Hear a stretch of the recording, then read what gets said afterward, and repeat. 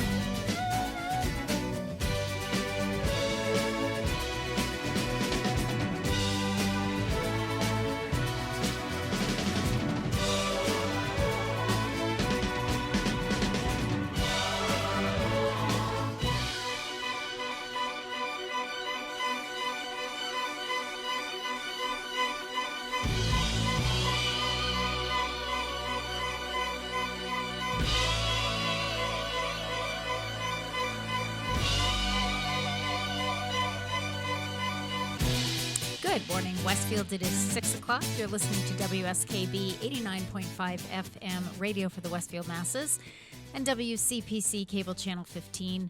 My name is Tina Gorman. I'm your Wake Up Wednesday host, and I am in the studio this morning with the chairman of the board, Pete Coles. Good morning, Pete. Good morning. It's a brisk, chilly day out there this morning. Just a tad, yes. Just a tad. It was 33 degrees so on my way in. So yeah, we are heading toward the colder weather. Yes, unfortunately, yes. I would agree with you. Yeah, exactly. So Pete, are you covering the school committee meetings, or is somebody else doing that these days? That's Justin Mihalician is doing that. Okay, because I was reading about we have a new school committee member. I Good saw choice. that on the front page. Yeah, I thought so too.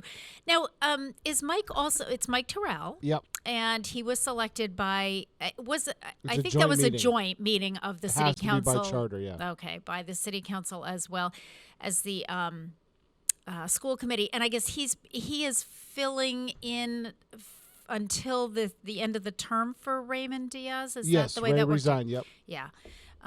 So congratulations to Mike. And is Mike still chair of the Park and Rec Commission? I believe he is, yes. Okay. So I learned something new because I didn't realize you could be on more than one commission, although Sure why you not? can. Yeah. As I say that, it almost sounded kind of dumb, but And he has served on the school committee before. yeah, that's what I was reading the article in I the found that Westfield out. News. It's in today's it's on the front page of today's Westfield News. I was scanning that before I came in. So, yeah, well, congratulations, Mike. I think that's a great choice, and I guess it was a pretty solid vote. So, Yeah, and there was a couple of good candidates out there. They raised some good points about things that Mm-hmm. the school committee should keep their eye on. So yep. some issues were brought up. Sometimes there's elephants in the room and people bringing them out, and so Yep, that's a good thing. absolutely. Yeah, absolutely. So, and now that I read the article in the Westfield News, I know why Mayor McKay wanted to borrow my bingo balls. Did you hear about that? No. Or did you see about that? So he texted me on Friday. It's like, call me. I need to ask you something right away. Well, he wanted to borrow bingo balls. He needed To draw like exactly. So he drew the names of, I guess it was the order that they voted in. I think that was so that there was Gotcha. no bias or anything.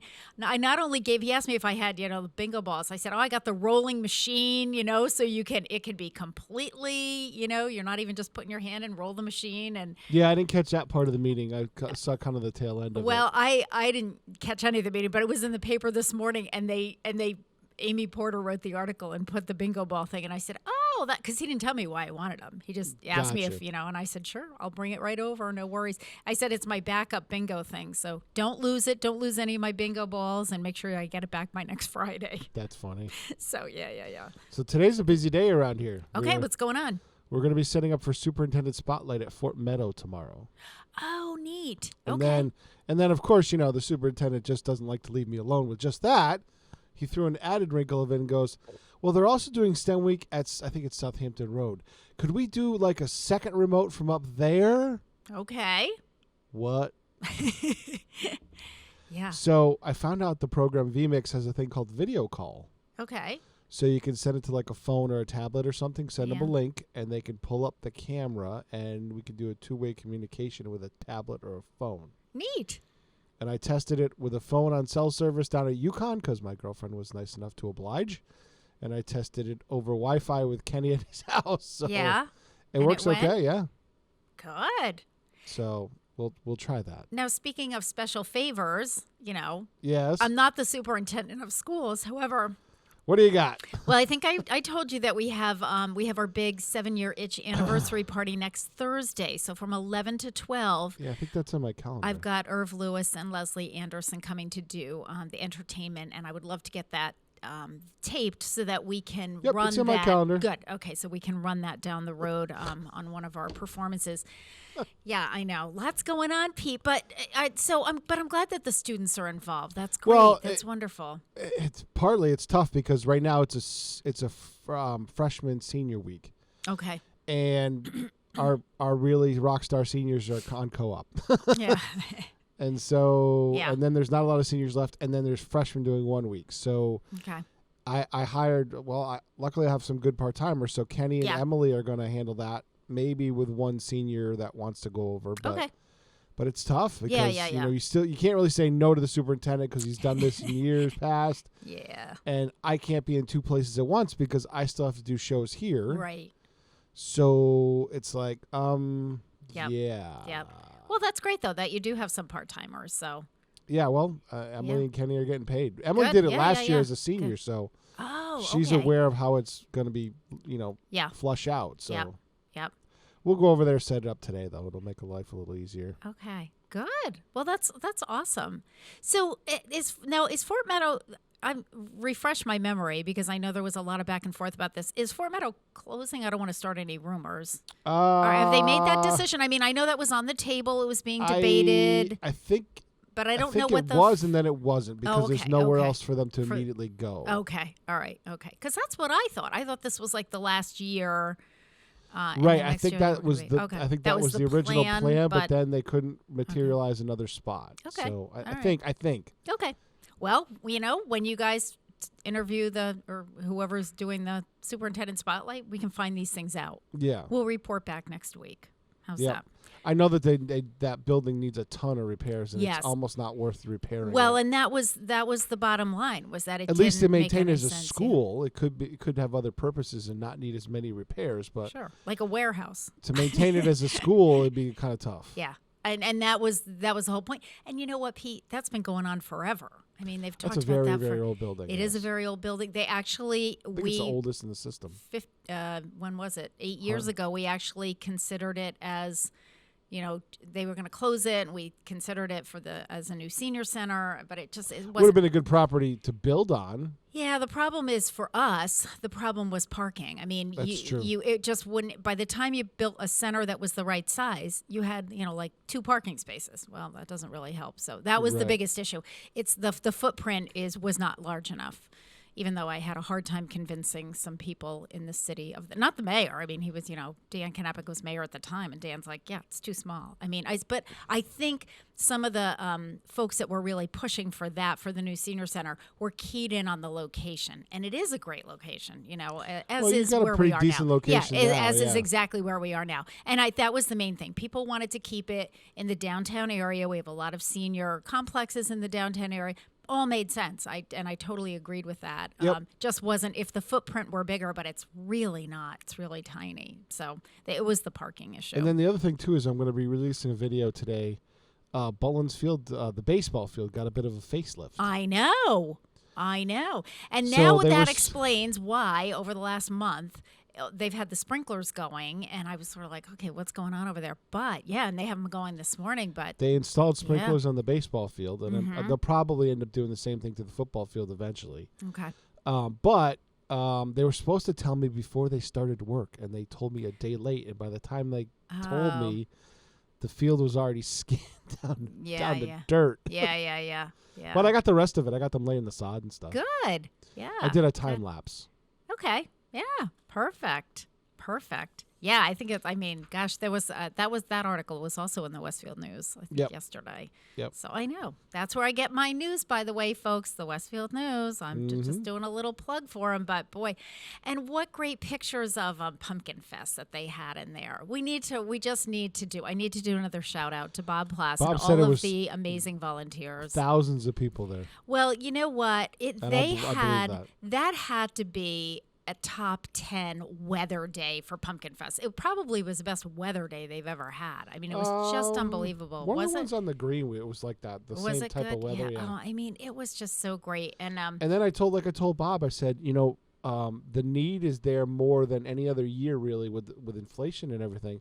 There's a lot of families that couldn't afford a pumpkin this year. Yeah. Literally. Yeah, just couldn't afford it. Right, said, right. Nah, I'd rather put food on the table right, this week. exactly. Is it decoration or food? Right. Yeah, for sure. So I think that was a big driver too. Plus, the weather's always a big thing. When they had the National Night Out, it was so stinking hot that nobody came, and I get it. Yeah. And Bob got it too. He's like, but it was so depressing. Yeah. Absolutely. Well, it was fun. I'm glad they had a great time, and yeah. Well, here's what happened. So I had out of state guests coming for an overnight. So I was and I had an appointment in the morning. So I didn't make it over there. But I get this text message from my daughter Grace at around, I don't know, whatever time it was, 6 o'clock or something like that. And she called me. That's what it was. She called me on our way back. And she said, Mom, she said, I'm just leaving Westfield. She said, they had this big pumpkin carnival over there. And her best friend, Dee, who is a single mom, has a 3.5-year-old daughter, Emmy. She said, Dee we were going to get together.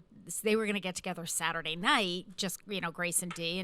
And Dee said, well, we're going over, there's a big pumpkin fest and I'm going to take Emmy and she's going to get dressed up and everything. And so Grace is trying to study. I mean, that's like all she does now is study. She's in this vet tech program, but she had been studying all morning and she said, you know what, I'll take a break this afternoon, do this with Dee and Emmy, and then I'll go back to studying Saturday night, which is what she did. But anyway, she called me on the way home. She said, Mom, they had this big pumpkin carnival. Oh, it was so great. Oh, and she took pictures and she said Emmy had her little cowgirl outfit on. And I said, I know. I said, that was Pumpkin Fest. I said, did she decorate? Oh, she decorated a pumpkin. They went into the haunted wherever that was at Amelia Park. Skating rink, she said, Grace said, whatever was offered, we did it all. And Emmy had a blast. And she said she will sleep like a baby tonight because she's exhausted. That's great. And I just thought that was so wonderful. And the pictures that they had in the paper, just see all these children. What a great, what a great we do good event. things around here. We really do. So, Bob Plass, good job. All right. Let's. At least you didn't have to call in this week. Or did you call in this week? Was it this week? I did. I called in yesterday. Listen, days are. But that's okay. So, but as long that as was funny though, because I heard the phone ring and I looked up and I went, I need to reset the adapter. And I'm like, I'll put it over the air. And I thought it was Jay. Oh, okay. Because Jay will sometimes call in out of the blue. Yeah. So I reset the phone. Hey, whoever called in, call back in. Oh, I didn't even hear that. I just dialed because I'm thinking, did I have the wrong number? So I thought, all right, well, I'll try it one more time. And then you guys picked up. But so listen, here's my little show and tell. I know Bob Plass is probably not up at this hour of the morning, but since the topic was suspenders, and I told Bob that Gary had like this whole box of suspenders. Because, back, I want to say it was probably in the 80s. Suspenders came back for a while. I mean, young guys were wearing them. It was like a fashion accessory. So at that time, my husband, who has like also no butt and no hips, and really needed them. So we have this whole box of suspenders. So we have these suspenders with shamrocks all over them for St. Patrick's Day. We have, these are for the holidays, fire engine red suspenders. Yep. We have, this is the Americana. This is like red, white, and sort of like a silver gray suspenders. You do know all you're going to do is feed his neuroses, right? Oh, I know. We have, these must have been purchased for like a certain, shirt and tie kind of thing, because this is like a burgundy and navy. So I think that was to go with a certain suit and shirt and tie. He probably has a sweater in that color. Maybe. And then these are really pretty. You can't really see this. This is a dark blue, but it's a brocade.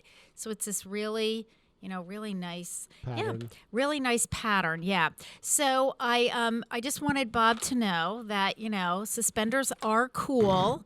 And every year when I switch my summer and winter clothes, I keep thinking, okay, are we, it's in this nice little box. It's not doing anybody any harm. And Gary has decided that at some point suspenders will come back into fashion and he'll be one step ahead of the game. And I think he's probably right. So there we are. But Bob, if you want to borrow any of these suspenders for any special occasions, Oh, God, that's just, funny. give me a call. So, yeah.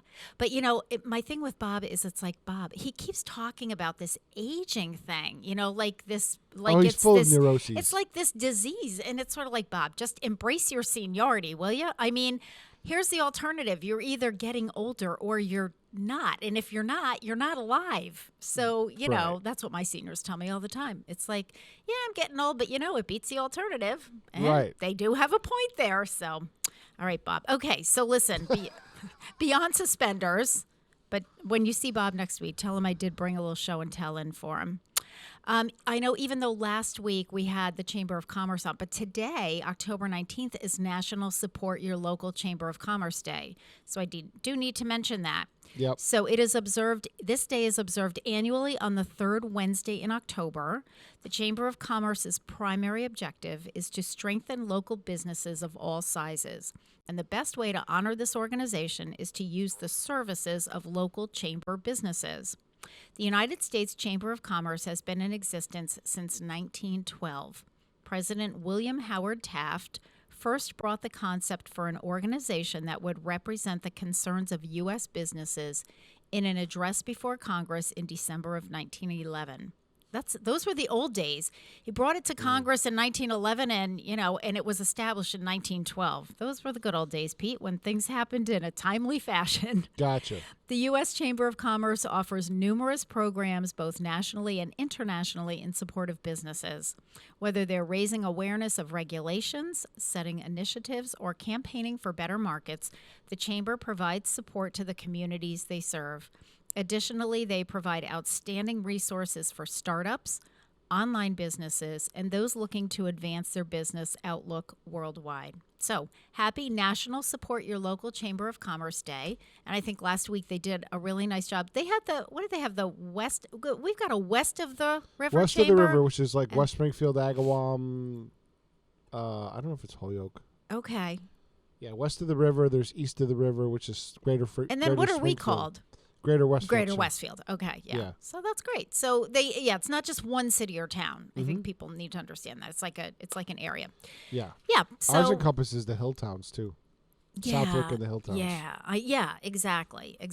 We do a lot with the hill towns. We really try at the Council on Aging. We really try to support the hill towns as much as we can with our programs and services. Yep. Recognizing that their COAs are very small, very tiny. Not a lot of staff or anything. So whatever we can do to help out. Yep. All right, so it is 6:17. You're listening to WSKB 89.5 FM radio for the Westfield Masses and WCPC Cable Channel 15. So in honor of National Support Your Local Chamber of Commerce Day, we're going to listen to Toby Keith singing Hard Way to Make an Easy Living. We'll be back.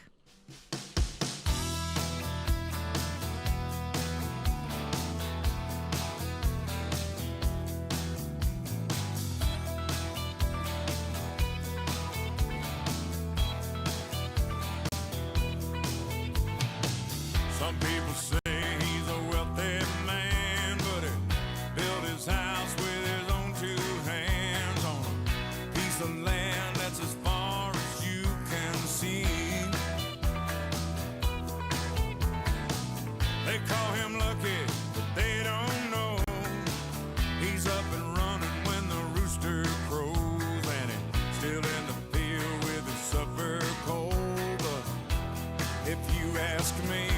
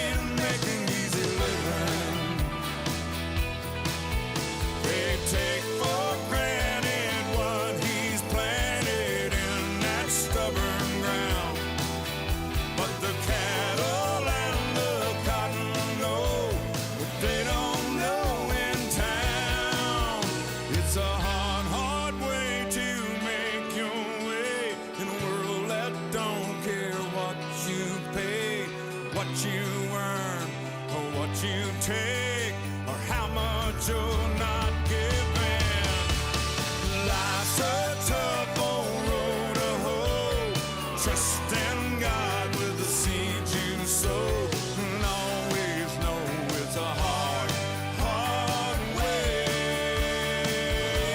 to making easy living. Making easy living. Making easy living.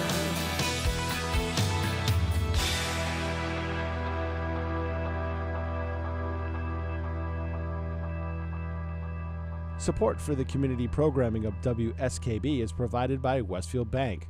For more than 160 years, Westfield Bank has been an important community presence and commercial leader in the Pioneer Valley, with convenient full banking services in Westfield, West Springfield, East Longmeadow, Agawam, Feeding Hills, Springfield, Southwick, as well as Enfield and Granby, Connecticut.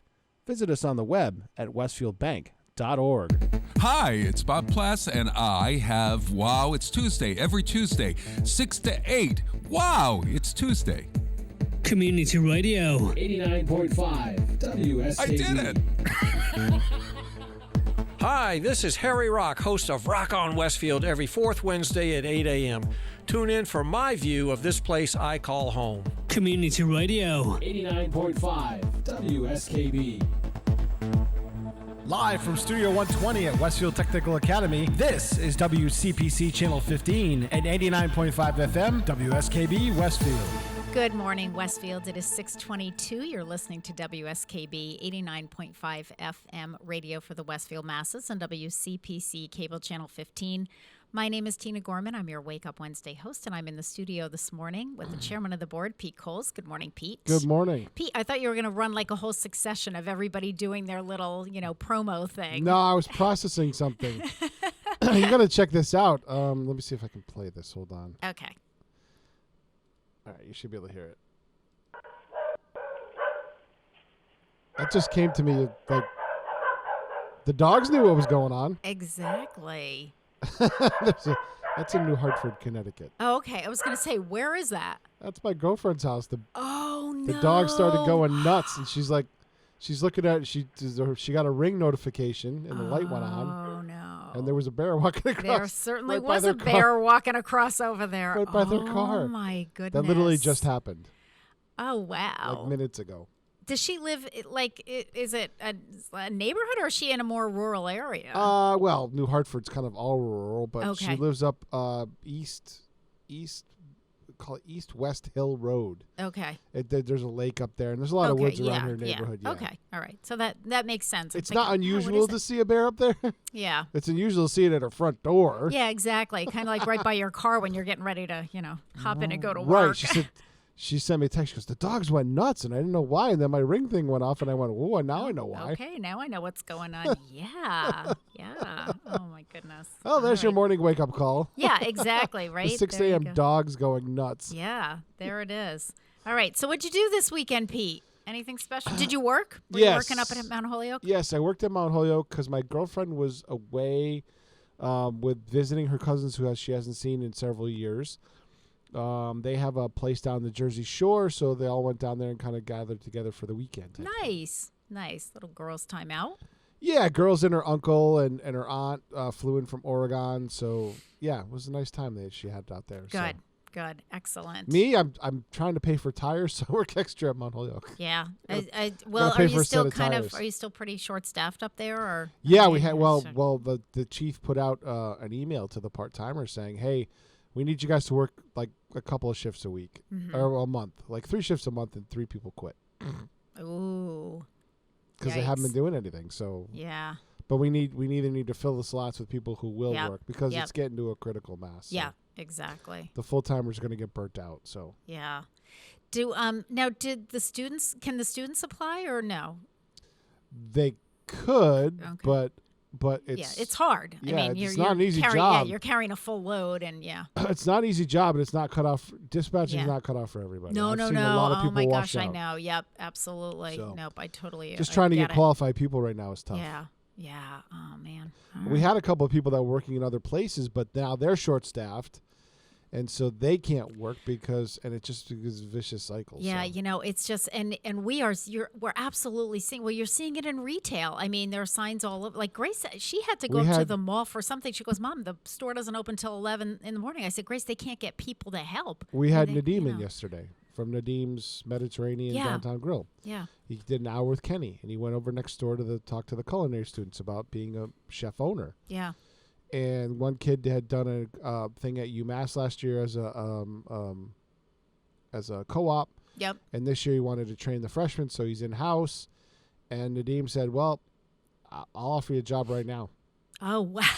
Like, you got a car, you can come Yep. to Springfield. I'll offer you a job right now. Wow. And he says, if you stay, if you're here and you're working with me, there's a bonus, a sign-on bonus if you stay. Amazing. He said, I've had people not show up. Yeah. Hire them, not show up. Yep. Hire them, work one day, and walk out. Yep. Walk out in the middle of a shift, he said. Yep. Somebody walked out in the middle of a freaking shift. He goes, it's ridiculous. I know. They find, what, they see the same thing like in nursing homes with nurses' aides. What somebody thinks, oh, I want to help people. This will be a great job. And they get in there and, they get them trained and then that's it. They're gone like in 2 hours. So said, just as you said, sometimes they don't even last one shift. He said, luckily I've had a pretty good staff. He's got a staff of 28. I mean, it's not a small operation. No. And he said, I had one part-timer leave, but I want to replace it with a full-time position. So he offered the kid a job on the spot. Yeah. Yeah. Well, if you're serious, they're out there, right? You're serious, I'm serious. Yep, exactly. And I think that's the main thing. I mean, if you, and Pete, you and I have said that all along, a school like, the technical school here where you're learning skills, you're getting it, the doors are opening for you guys. And what he told him was, he says, come on over. He said, come over and kind of shadow a shift with us and see if see if you're interested in it. Yeah. If it is, let's talk. Perfect. We'll talk right after the shift. Perfect. I was talking. That's amazing to me, though. It is. Well, I was talking to Grace over the weekend. She's in the vet tech program over at HCC. So this is the first semester. She got her veterinary assistant certificate last year. So that was a 1-year program. But she said, if I go for the vet tech, I can, my earning potential is higher. I can do a lot more things, which is what she wanted to do, which is great. So first semester is all classroom, labs and all that. But next semester she'll have an extern, they call it an externship, same as an internship, I guess. Yep. But, and she had done 2 externships over at Westfield Animal Hospital last year and loved it. And somebody else had asked her, and I asked her too. I said, well, are you going to go back to Westfield Animal Hospital? And she said, no. She said, I absolutely loved it there. So I already know that I love it there. That would be a great potential down the road place to work. But she said, as long as it's part of an externship, I would just as soon, try something else. Yeah, try someplace else. She said, right now, I don't have a basis of comparison. But, Pete, when she went back, she did it first semester as an externship. And that was, she had just started the program. When she went back, they asked her to come back for her second semester, and they paid her second semester. I mean, it's just like their places just need the help. And if you're good and you're dedicated and you want to learn and you're willing to get trained, you'll get paid. They'll pay you. Even now, even for some internships and things like that. Right. They need good people. Well, they need people, and they want. And I said to somebody else, I'm like, if you stay there, and they're looking for retention. Yes. Yep. They don't want turnover. Yep. Especially like a small business like Nadim. Yep. Where it's a chef owner, they want people that they can count on day in and day out. Yep. So that they can feel confident that they could take maybe a day off one day here and there. Exactly. Or when they pass it on to the next generation, they have a staff that has institutional knowledge to help that transition process, Yep. There's no doubt about it, Pete. And you see that with all of I see it with my own staff. It's like, man, I will do just about anything I can to keep people there because once they're trained, and it's not just in their job, it's understanding the whole working of everything. You know what I mean? Because it makes people more versatile so that it's kind of like, okay, your job is this, but you kind of know how we operate. So if we have a hole over here because whatever, somebody's out sick, somebody had a death in the family, somebody, whatever, took a vacation. They know okay, I can jump in because I know that you're short over here for the next hour or so I'll fill in. So, anytime you can get your staff trained and so they know sort of the whole operation, it's just so helpful. My brother's going through the same thing with the fence company. It's With just laborers. It's tough to get laborers. What does your brother do? He owns Broder Campbell Fence. Okay. And where is that? Springfield. Okay. Yep. Yeah. Well, I think And it was any, a of, sta- I know that's any an of the trades. It's just, That was an established family business, and the guys that own it wanted to get out, but they wanted to make sure that all their family members who work there. My brother's like, I can't run this business without your family. Yeah, right, exactly. It's like they know what to do He here. goes, not a single one of them is going anywhere anytime soon good until grief. they're ready. And he Yep. says, if their kids want to start coming in the business, that's fine too, because he says I'm training my kids and my my Okay. family to Yep. help take over the business when I want to retire. Okay. And how long has he had the business? How long has your 2 brother years. had the business? Okay. Because I was going to say, I thought he was Two doing and a half something else. years. Okay. Yep. Yeah. Well, And I that's where know. Timmy's working. Ah, okay. So Perfect. Matt's training Timmy and his stepson Colin to Mm-hmm. eventually buy it from him. Nice. Nice. It's not a bad thing. Not a bad thing at all. Not at that age. Have No. a path to ownership. Yep, absolutely. Little entrepreneur. Yeah. Awesome. Yeah. All right, let's do a famous birthday before we take this next break. It is the birthday, today is October 19th. It's the birthday of the late Dave Guard. He was a folk singer and songwriter born on this date in 1934 in San Francisco, California. Passed away early at the age of 56 in 1991. Dave Guard was an American folk singer, songwriter, arranger, and recording artist. Along with Nick Reynolds and Bob Shane, he was one of the founding members of the Kingston Trio. With material gathered from a variety of sources under Guard's musical arrangements and direction, the Kingston Trio quickly became a success. Guard, Shane, and Reynolds worked well together. In addition to developing the characteristic Kingston Trio sound of the group's 2 guitars and a banjo, success came to the group from Guard's musical arrangements and renditions of folk and Irish ballads, Shane's talent for style and performance, along with an innate knowledge of what pleased audiences, and Reynolds' management of the group's logistics. The Kingston Trio's many songs included Tom Dooley, A Worried Man, Hard Travelin', The Tijuana Jail, Greenback Dollar, Sloop John B., and Soda Mary Minuet, Zombie Jamboree, and Raspberries and Strawberries. Guard died of lymphoma at the age of 56. So on that note, we're going to listen to a Kingston Trio tune, Sloop John B. I know this was done by other artists down the road. We're going to listen to that. It is 6:33. You're listening to WSKB 89.5 FM radio for the Westfield masses and WCPC cable channel 15. We'll be right back. We come on the sloop John B., my grandfather and me, around Nassau town we did roam, drinking all night, got into a fight. Well, I feel so broke up, I wanna go home. So hoist up the John B. sail, see how the mainsail sets. Call for the captain ashore, let me go home. Let me go home. I wanna go home. Yeah, yeah. Well, I feel so broke up, I wanna go home. The first mate, he got drunk, broke in the captain's drum. The constable had to come and take him away. Sheriff John Stone, why don't you leave me alone? Yeah. Well, I feel so broke up, I wanna go home.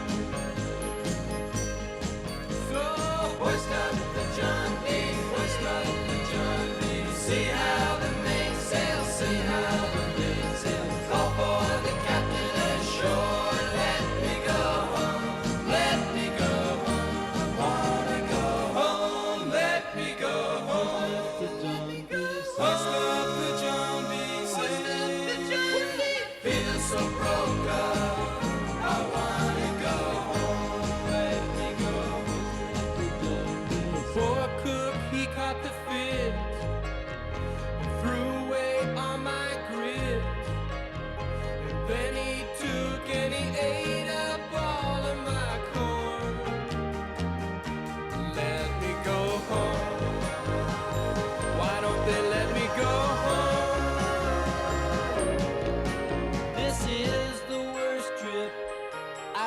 ever been lost. West of the John B, west of the John B.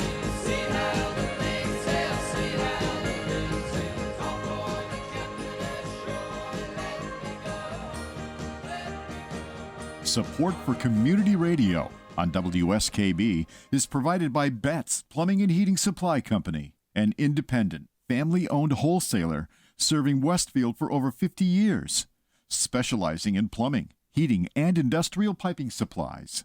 On the web at bettsplumbing.com or at 14 Coleman Avenue in Westfield. Join us every Thursday morning from 6 until at least 7:30. Check out the Bobby G and Company Show right here on WSKB 89.5 Community Radio. 89.5 WSKB.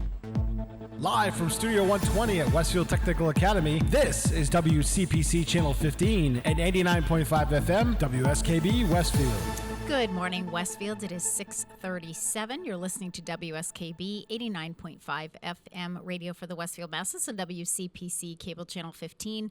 My name is Tina Gorman. I'm your Wake Up Wednesday host, and I'm in the studio this morning with the chairman of the board, Pete Coles. Good morning again, Pete. Good morning. So my husband, Dr. Gary Gorman, has been on this bicycle ride, this 4-day, well, when did they leave? Sunday, Monday, Tuesday, Wednesday. Yeah, they're getting there today. So 4-day bicycle ride from Pittsburgh to Cumberland, Maryland.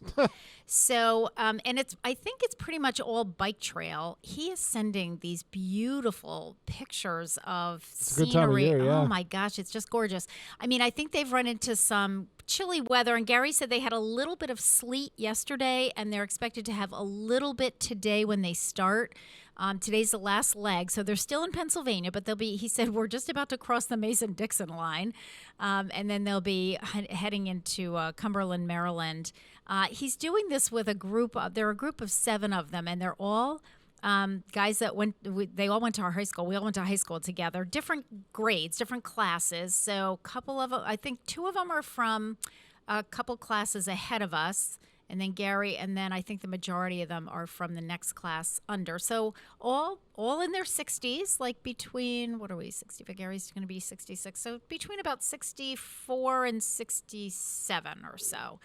So, yeah, Gary said it's been a lot of fun. He said, I've really, you spend 4 days with these guys. Look on the old weather radar. Yeah. If they're in the last gap, it's north of them, I guess. Looks like it's going to be north of them today. Okay, yeah. Gary said it hasn't been too bad. It's been a little chilly, but he said they all brought the right clothing. They had spent a lot of months preparing for this. There's Cumberland right there. Okay. So. Yeah, I wasn't sure, I hadn't looked at the map. I wasn't sure where Cumberland, Maryland was. But, yep, so he's been doing that. So I'm sure when he's on the show next month, It is going to be cold, though. Look at that. But yeah, that's stretch what he said. of 30s right there. Yeah, that's what he said. He said it's been chilly. They're on the last leg, so I think they're averaging about 40 to 45 miles a day. So I think he said the one that they did yesterday, that was probably the hardest. Not so much the distance. It was just about the 40 miles, but he said it was just a slight incline. It wasn't, hilly mountainous, but 40 miles of doing sort of the slight incline, He said they were pretty tired last night, so they had, I think they were all going to knock off early and go to bed early. So it was kind of an interesting trip. So they worked with a sort of a tour group thing. They were just on their own, but they gathered in Cumberland, and then they were transported up to Pittsburgh. Yeah, there's and a big bike trail there. Yeah, and then each night their suitcase is taken to the next stop, wherever they're going to be sleeping that night. You're going to be riding over Buffalo Mountain today, it looks like, into Hindman, Ellerslie, and then looks like the trail ends around Cumberland. Yeah. So Gary said it's been. He said today should be a decent trail wise. Like he said, they're not anticipating a super big ride or anything. But yep. So anyway, we'll hear all about that. But he was all excited, and then he'll be in New Jersey just visiting. He'll go back to New Jersey tonight with one of the guys, and then spend some time with family and friends for the next few days, and then head home to celebrate his 66th birthday with me, so he'll be home this weekend. Gary turned 66 this weekend. So famous birthdays, well, it's in between this Wednesday and next Wednesday. But let's do this one. It is the birthday of Patrick Simmons, guitarist and songwriter, born on this date in 1948 in Aberdeen, Washington. He's 74 years old. Guitarist Patrick Simmons joined the Doobie Brothers in 1970 and was an instrumental factor in the band's ascension from a club band playing biker bars to a global success story in the 1970s, selling millions of albums and charting a succession of hit songs. Simmons began playing guitar at the age of 8. His interest grew over his parents' objections, and throughout high school and college, he continued to play and even ran a small folk club.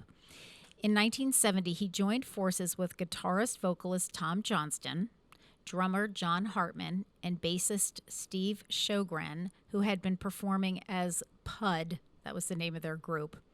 Rechristening themselves as the Doobie Brothers, the group signed to Warner Brothers and with their second album began their assault on the charts. That's true. Yes. Although Simmons wouldn't be a primary writer for the band, he contributed to all of their releases, including writing their first #1 single and gold-selling Black Water, as well as the top 40 hit Dependin' on You from their successful Minute by Minute album.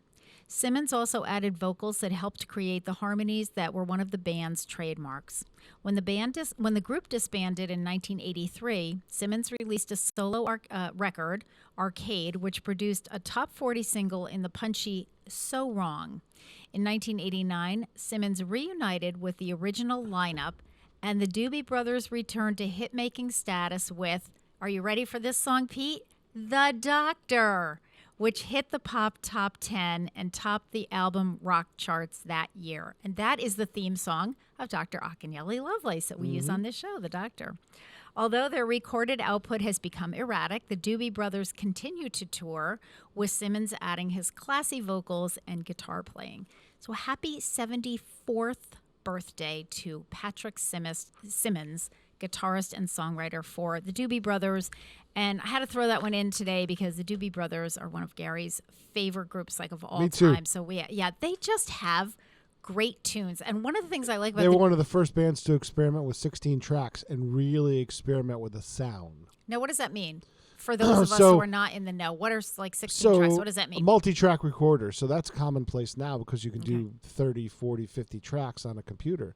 But back in the day, you either had to play it live. Okay. And it was recorded in mono.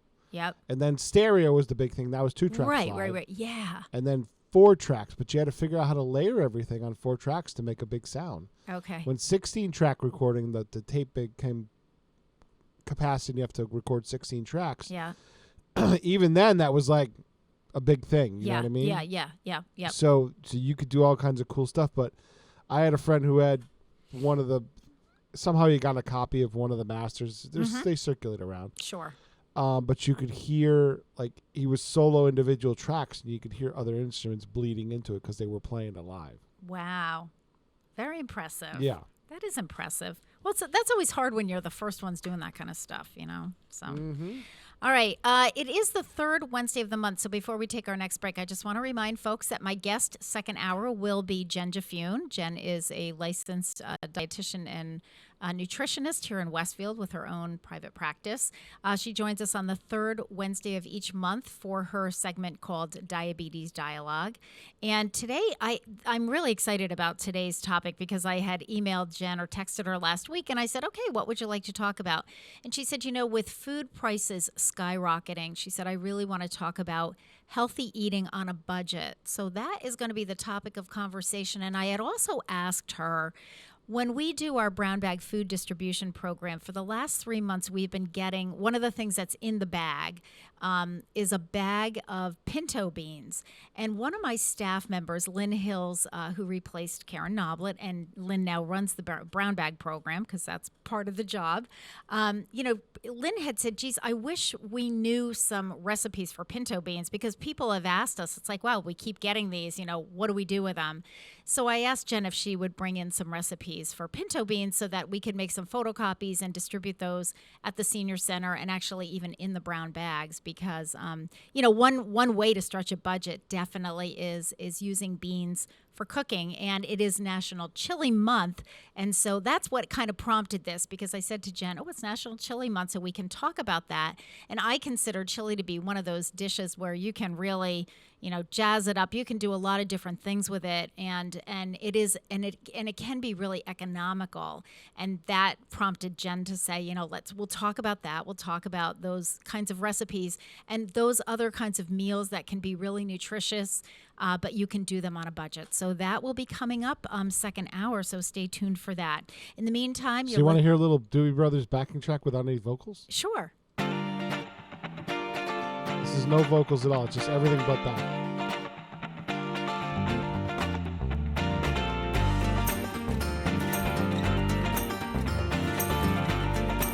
Good selection, Pete. Sometimes when it hits a high note, you can hear the vocals bleed in some of the other microphones.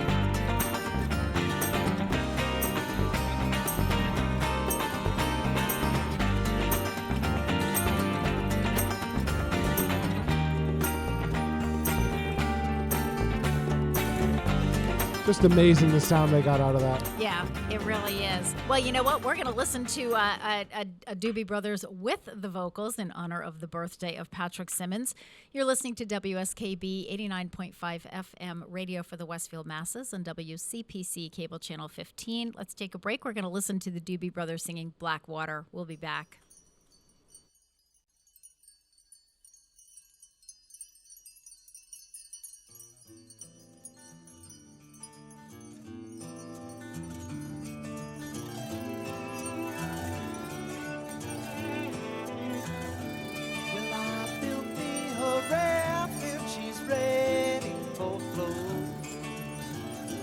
Mississippi, she's calling my name. Catfish are jumping, that paddle wheel bumping. Black water keep rolling on past just the same. Oh, black water keep on rolling. Mississippi moon, won't you keep on shining on me? Oh, black water keep on rolling. Mississippi moon, won't you keep on shining on me? Oh, black water keep on rolling. Mississippi moon, won't you keep on shining on me? Yeah, keep on shining your light. Gonna make everything great. Mama gonna make everything alright. And I ain't got no worries, 'cause I ain't in no hurry at all.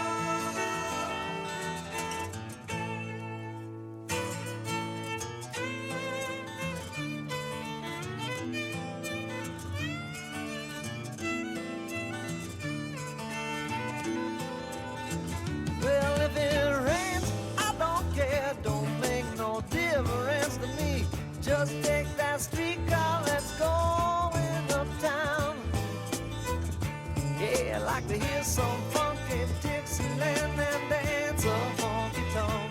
And I'll be buying everybody drinks all around.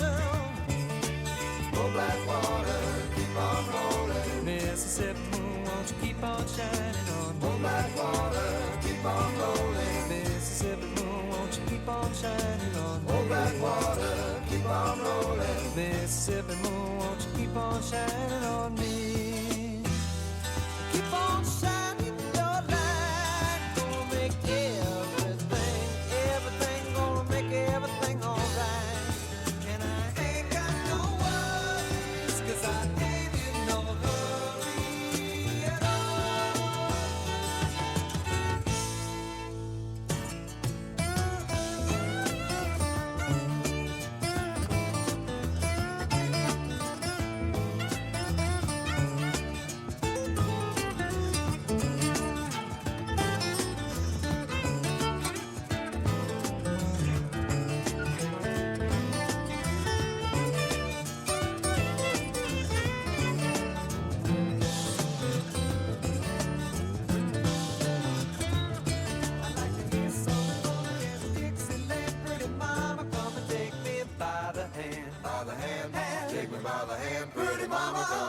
dance with your daddy all night long. I like to hear some funky Dixieland. Pretty mama, come and take me by the hand. I want a hand, take me by the hand. Pretty mama, come and dance with your daddy all night long. I like to hear some funky Dixieland. Pretty mama, come and take me by the hand. I want a hand, take me by the hand. Pretty mama, come and dance with your daddy all night long. I like to hear some funky Dixieland. Pretty mama, come and take me by the hand. Come on, baby, take me by the hand. Pretty mama, come and dance with your daddy all night long. I like to hear some funky Dixieland. Pretty mama, come and take me by the hand. I want a hand, take me by the hand. Pretty mama, come and dance with your daddy all night long. I like to hear some funky Dixieland. Pretty mama. Support for the community programming of WSKB is provided by the Dunkin' Donut Shops of Westfield and the Sardinia family. It's nice to know that even as the world changes, Dunkin' Coffee remains the same at 7 convenient locations throughout Westfield.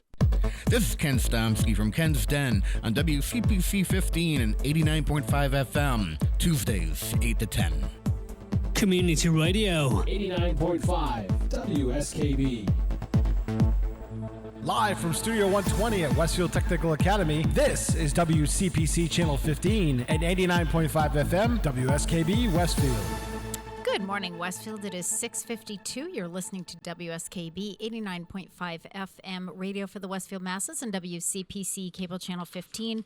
My name is Tina Gorman. I'm your Wake Up Wednesday host, and I am in the studio this morning with the chairman of the board, producer Pete Coles. Good morning again, Pete. Good morning. So anything special coming up this week, Pete, for you? Well, other than you're doing the superintendent spotlight. When are you taping that? That's live tomorrow, but Kenny's going to be doing that. Okay. Because I still have shows to do here. That's the problem. That's right. We're Okay. doing these remotes. Oh, that's right. So that's why you're doing. He's doing that tomorrow at Fort Meadow. Right, and it's Okay. not. It's not. Gotcha. It's not a good idea to move all the shows to Fort Meadow either. You know what I mean? Yeah. So yeah, either if I'm going to do it, everything has to go over there. Right. So it's not always conceivable to do that. So Gotcha. Okay. All right. So that's the biggie. Superintendent. We have a great superintendent. Yep. We really do. I just love Stefan. He's awesome. All right. So today is October 19th. It is the birthday of Jeannie C. Riley, pop country singer born on this date in 1945 in Stamford, Texas. She's 77 years old. Jeannie C. Riley scored a massive smash in 1968 with the marvelously sharp, comical, sassy, embarrassing, and exasperating composition of Harper Valley PTA. The song was a huge crossover success. It peaked on both the pop and country charts, making Riley the first female country singer to have a hit single simultaneously soar to the #1 spot on both the Nielsen Pop and country charts. Riley not only won the Grammy Award for Best Female Country Vocal Performance, Harper Valley PTA also won the Single of the Year from the Country Music Association. In addition, the song inspired a 1969 television musical variety program with Riley as the host, a 1978 film adaptation starring Barbara Eden, and an early 1980s spin-off sitcom that also starred Barbara Eden. Riley's follow-up singles, The Girl Most Likely, Country Girl, Oh Singer, and Good Enough to Be Your Wife were all top 10 country hits. At the height of her popularity in the early 1970s, Riley made guest appearances on numerous TV shows. In the mid-1970s, she became a born-again Christian and formed the Red River Symphony Band. The group had a minor hit in 1976 with The Best I Ever Had. Jeannie C. Riley continued to remain a popular contemporary Christian music singer throughout the 1980s and the 1990s.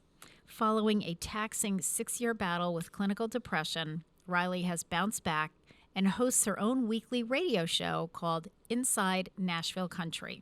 So happy 77th birthday to Jeannie C. Riley. Of course, we'll listen to that song a little bit later in the show. Sure. And finally, it is the birthday of the late Robert Reed, actor born on this day in 1932 in Highland Park, Illinois. He died in 1992 at the age of 59. In 1969, Robert Reed was cast as quintessential family man Mike Brady on the enduring sitcom The Brady Bunch. The show ran from 1969 to 1974. With a syrupy, albeit charming, view of suburban family life, the Brady Bunch became a cultural icon of the 1970s. Over its 5-year run, the popularity of the series swelled to a phenomenal level, becoming increasingly well-known through reruns in syndication. Behind the scenes, though, Reed was unhappy with the show. He battled with its creator, Sherwood Schwartz, over its content. Despite his frustration with the sitcom, Reed developed close connections with his fellow cast members, especially his television wife, Florence Henderson. While still working on the Brady Bunch, Reed appeared on the LA-based detective series Mannix from 1969 to 1975. In his role as the dour Lieutenant Adam Tobias, Reed was part of the cast for the show's entire 6-year run. So that surprised me. So he did both shows simultaneously. That's a lot of work. It is a lot of work, and two completely different parts. And I didn't watch Mannix. Like I saw it, a few times, but I wasn't a huge watcher. So I didn't realize that they were the exact same years, 1975 Mannix and 1969 to 74 the Brady Bunch. I am like shocked. I was really surprised to see that. The actor continued to find success with TV projects, most notably the miniseries Rich Man, Poor Man, that was back in 1976, and Roots in 1977. So, that's a lot of acting. Yeah. And then Scruples in 1980. Reed received 3 Emmy Award nominations during his career for his work on Roots, Rich Man, Poor Man, and Medical Center. He died on May 12, 1992, at the age of 59 in Pasadena, California. Initially attributed to colon cancer, his death was later revealed to have been hastened by AIDS. As a gay man, Reed had struggled to hide his sexuality during his Hollywood years, and Florence Henderson said he was an unhappy person. I think had Bob not been forced to live this double life, I think it would have dissipated a lot of that anger and frustration. So happy birthday to the late Robert Reed. Yeah, we kind of have it's different today. A lot different. It is a lot different for the better. Okay, so that's it. Let's see. We already did Jeannie C. Riley. We did all that. That's great. Okay, I have a few announcements to make before we take our top of the hour break. So I had a visit last week from the new admissions person over at the Arbors. And her name completely escapes me. I was so focused on, she's really pretty. And I was so focused during my conversation thinking, wow, she's like the Ivory Girl pretty. But anyway, she dropped off these notices, and I will have them around the senior center. On Thursday, October 27th, from 3 in the afternoon till 7, the Arbors is doing, it's called Booze and Brews Open House. And, this is just a great opportunity. You don't have to schedule an appointment. If you're just curious, like what's assisted living all about and what does it really look like on the inside? This is the perfect opportunity to do it because, as she was saying, it's low key. You don't have to schedule in. You don't have to announce that you're coming. You don't have to feel like on the spot. I have to make a decision. This is really just like, hey, let's just check this out and see what it's all about. Other people will be doing the same thing. So anytime during 3 and 7 o'clock on Thursday, it's a week from tomorrow, so Thursday the 27th, just go check out the Arbors and see if that's something. And it doesn't have to be something that you're thinking about for yourself. It might be for someone else. And it doesn't have to be something that you're thinking about for tomorrow. It may be like, let me check this out because maybe in a few years, this might be an option that I want to look into a little bit more carefully. Right. So that is Thursday, October 27th, 3 to 7 at the Arbors. Couple things. At the Senior Center. So this morning, folks, from 8:45 to 9:15, Mary Lou and I will be out there bundled up doing signups for the late fall fitness classes. So those classes will be running from November 7th through December 19th, so just, before Christmas. And the signups are for our 3 chair yoga classes, progressive chair to floor yoga, gentle yoga, and in and out of the chair yoga. And then our 2 totally fun fitness classes. So just to be clear, this is not the only time that you can sign up for classes. But this is just a quick and easy way to do it. You stay in your car, you just drive through. Mary Lou and I are the ones out there freezing.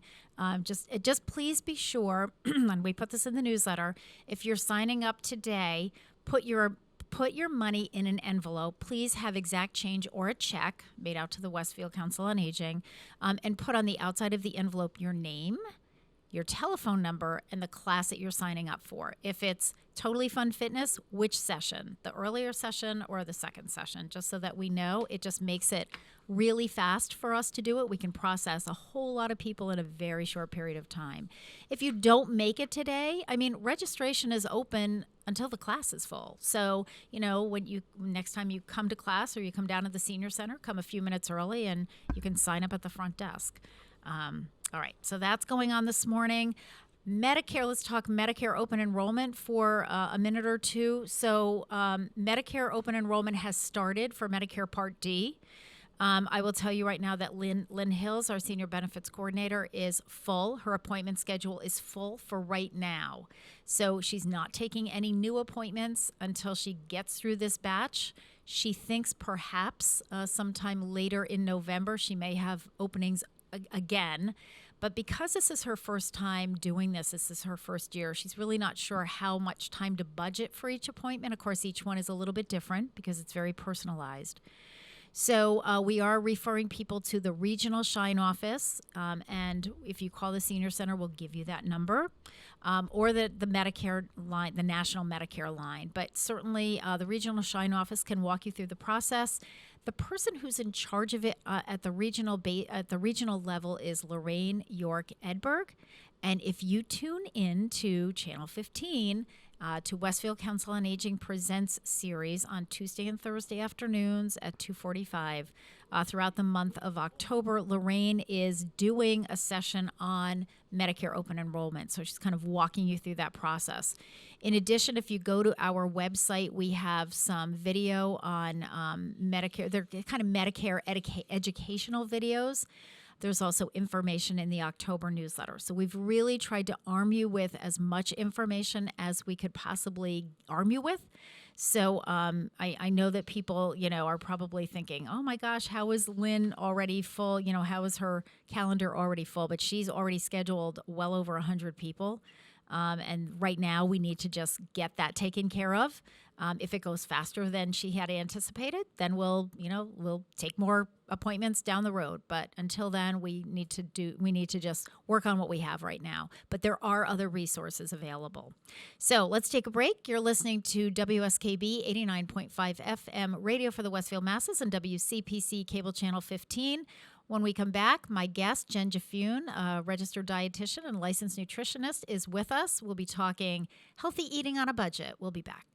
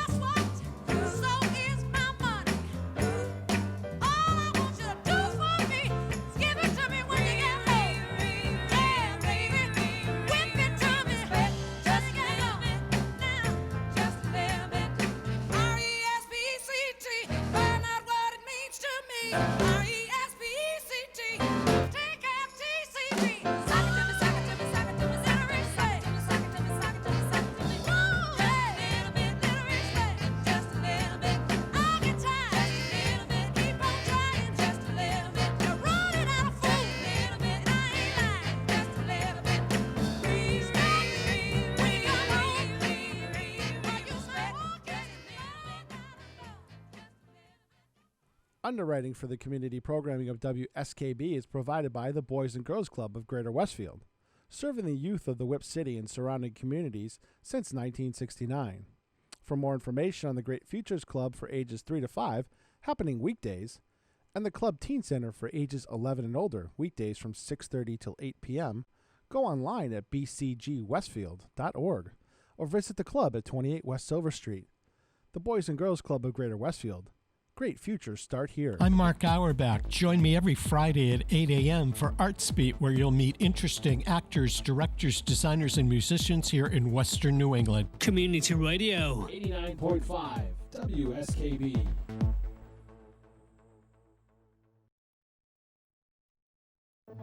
Live from Studio 120 at Westfield Technical Academy, this is WCPC Channel 15 and 89.5 FM, WSKB Westfield. Good morning, Westfield. It is 7:06. You're listening to WSKB 89.5 FM radio for the Westfield Masses and WCPC Cable Channel 15. My name is Tina Gorman. I'm your Wake Up Wednesday host, and I'm in the studio this morning with Pete Coles, the chairman of the board, and our resident dietitian, the licensed nutritionist, Jen Jaffoon, who joins us on the third Wednesday of every month. Good morning, Jen. Good morning. So I have a few more announcements to do before we get into the topic of the day, and we'll introduce that with our National Month Day. So I just wanted to, I have a couple other senior center announcements. So on Channel 15 this month, we are running the Two Human performance as our entertainment. So that's on Wednesday afternoons at 2:40 and Saturday evenings. And we were at a board meeting on Monday, and Judge John Graney's on my board now, and he was asking Pete for some specifics about the performances on Channel 15, and I said to him, it's in the newsletter. So I said the schedule is in the newsletter because we were talking about the upcoming November one, and so I won't spill the beans on that right now. But anyway, Two Human, that was part of the Applause series that they're running over at the over in Agawam, and I believe that they're actually doing the shows at the Agawam Senior Center through. I believe you're correct. Yeah, through a grant through the Agawam Cultural Council. And Agawam was nice enough to share they're taping those and they're sharing those with us. And I was telling my board, Pete, when COVID first hit and you were doing, we were taping, fitness programs and the Council on Aging Presents educational series and our entertainment. And you were really putting that out there and sharing that with other local and even not local, right? Some of those things were being run nationally. Wisconsin, New Jersey. I know, right? Yeah, I use them. Yeah. I there gave you the go. information to patients. Yeah. So anyway, Two Human is the performance. I understand it is excellent.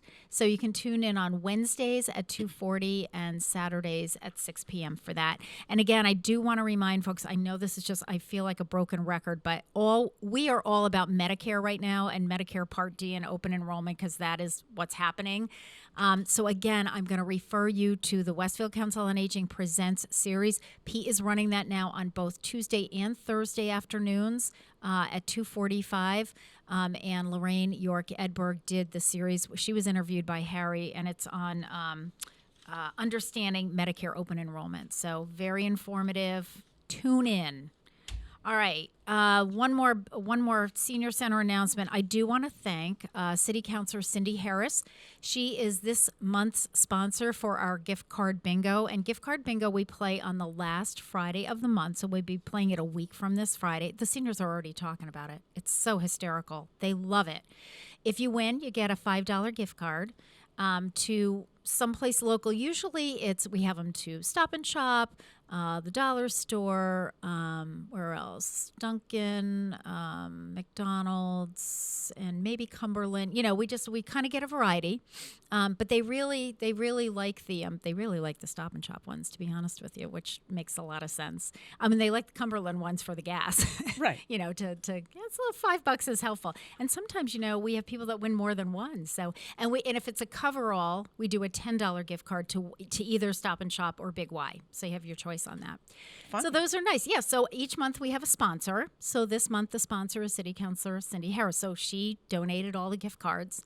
Last month it was Senator Vilas, and I think next month it's Senator Vilas. So thank you to those who step up to the plate. And if you'd like to sponsor a gift card bingo, just let me know, and I'll let you know how to do that. Give me a call at 562-6435 at the Senior Center. All right, let's talk about food. So first of all, I'll do one more announcement. Tomorrow is the last day of the farmers market in Westfield. Yep. I thought it was last week when I was announcing. I thought it was last week, but it wasn't. So October 20th. So the musical entertainment tomorrow will be Dave Malouf from 12 to 2:30 p.m. Let's see. Wait a minute. What does he do? He does original music, and he plays a ukulele. So that one should be fun. And then from 2:30 to 5, while you're doing your veggie and fruit shopping, it will be Eva Capelli. And Eva Capelli is original singer-songwriter and does some cover tunes. So that's your musical entertainment. And I would just like to thank all of the people at the farmers market. I know there are a lot of volunteers that are over there. But this has been going since June. So, it's not just a lot of work. It is a lot. I think people don't realize how much work it is every week. And if you go over there, I mean, they've got all the tents set up and they have the vendors. And it takes a lot of organization and coordination of all of those vendors. They get it pulled together super fast. They and do. It always looks so inviting. It really does. And so many people go. Yeah, and take you have advantage. opportunity to get fresh local produce. Yeah, which, it's really nice. So thank you to all of those who run it. Thank you to the residents who support that, because I think it's just a great resource. And as Jen just pointed out, to get some really good fresh fruits and vegetables, and to meet your local, to meet those local farmers and vendors and businesses. Once you kind of create that personal connection, it's really nice. It is nice. All right. So Jen, October is National Chili Month. I mean, what better month to be National Chili Month? So when the weather cools down and the campfire gets going, there's no better comfort food than chili to warm your soul and make it a perfect night. Every October, when autumn starts to chill our bones, break out the bread bowls and warm up with National Chili Month. Though its origins are murky, one thing we know is that chili does not come from Mexico. Wherever it was created, this warm and filling Southwestern staple has become a beloved American dish and cultural touchstone, with festivals and cook-offs dedicated to the many varieties of chili. So here's the history of National Chili Month. Named for the spicy peppers that are its key ingredient, this simple, hearty, and delicious Southwestern staple has achieved cult status in the United States. First prepared somewhere in southern Texas or northern Mexico, chili started out as a simple preparation of meat and spices. Working-class women stewed beef pieces, chilies, and other vegetables and spices to make a hearty dish that would feed a whole family. In San Antonio, women known as chili queens made and sold chili by the bowlful in the city's markets. Soon, chili parlors began popping up, and the practice spread throughout Texas and other states, with each chili parlor claiming its own special secret recipe. Of course. Of course. In 1893, the San Antonio chili stand became an exhibit at the Columbian Exposition in Chicago, showcasing the humble Bowl O' Red to the nation and popularizing chili across the Midwest. At its core, chili is just a seasoned stew of beef and chili peppers, topped with cheese and onions. But don't be fooled. This deceptively simple dish sparks heated debates over what ingredients truly belong there. The only ingredients people can agree on are chilies and beef. The rest is up for debate. Today, chili remains a popular part of American cuisine and a ubiquitous camping food. You can find dozens of varieties, including beef, beanless, vegetarian, and turkey to suit your tastes. And there's a whole lot more that you could say about chili. So I'm going to turn this over to my dietitian. So, there's a lot you can say. The first thing I will point out is that the hot peppers used in chili contain a naturally existing plant chemical called capsaicin. Okay. And capsaicin boosts your metabolic rate. So if someone is trying to lose weight and feel as though their metabolism's a little sluggish, getting some hot chili peppers in on a regular basis it's kind of like throwing a little fuel on the fire. Okay. So, and it doesn't have to be in chili. You could use hot peppers in soups and stews and eggs and salads, if you like hot peppers. Yep. The only thing I would warn you about is hot peppers have a wide range of heat. And I forget the name of the measurement, but, whatever that measurement is, a jalapeno is around 5,000 to 8,000 of that measurement. Okay. And I recently got some peppers because I go to a farm share. Right. And I got some jalapenos and I got some milder like banana pepper things. Okay. But I also got some that have they're small cherry hot peppers. Their value is 80,000. Okay. So, wow. Okay. You have to be very careful about which you choose and how much you put in. And I would always handle hot peppers with gloves on your hands. Oh, wow. What I do is I bought a dehydrator during COVID. Yep. And I dehydrated all of them. I had to actually put the dehydrator outside because just the aroma, the air was full of hot pepper. Oh my gosh. And now that they're all dried out, I will grind them. Yeah. And I put them in little jars and give them as gifts to my family because they all like hot peppers.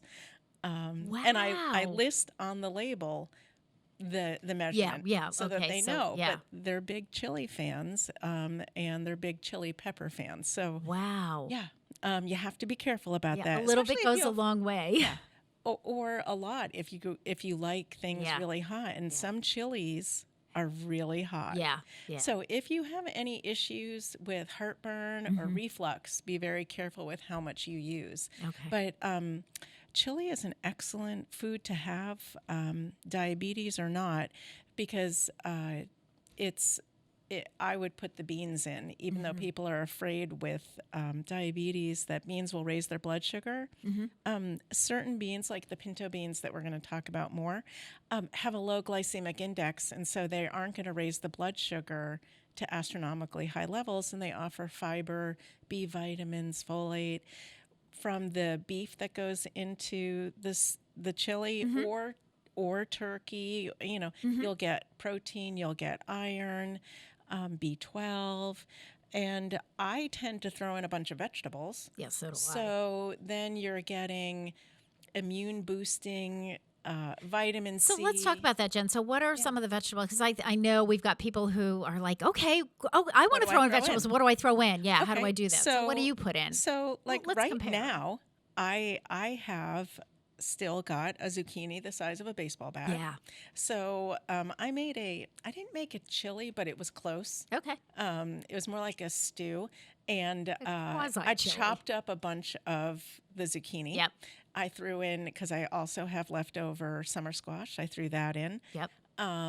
Green beans, you can throw those in. Some people throw in corn. Oh, yeah. I didn't have any, so I never have, but I've had it with corn. I mean, I've had chili with corn.